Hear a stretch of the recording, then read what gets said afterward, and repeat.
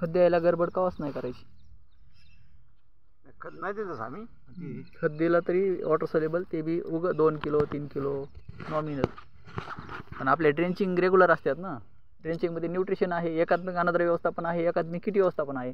मग तेच संपूर्ण आहार आहे, दुसरीची आपल्याला आवश्यकताच नाही. पण हुमणी दिसच ना. नाही हुमणी फुमणी काही नाही. हे जे आहे ना, हे फंगल इन्फेक्शन आहे. एक तर गुट्टीमध्ये जे होतं त्यांच्या मीडिया, त्या गुट्टीमधला मीडिया आणि हे रासायनिक खताचा पॉवर.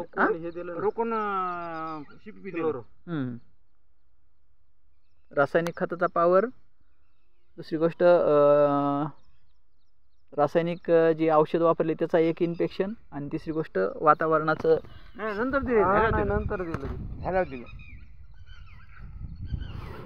अगोदर दुसरं काहीच नव्हतं. ती एक ड्रिचिंग दिलेली होती का, ती ड्रिचिंग दिली.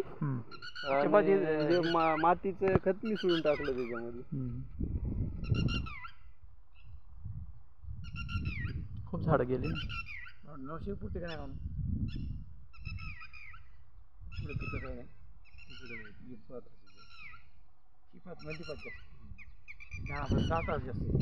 शेवऱ्या काढून टाकायच्या ना.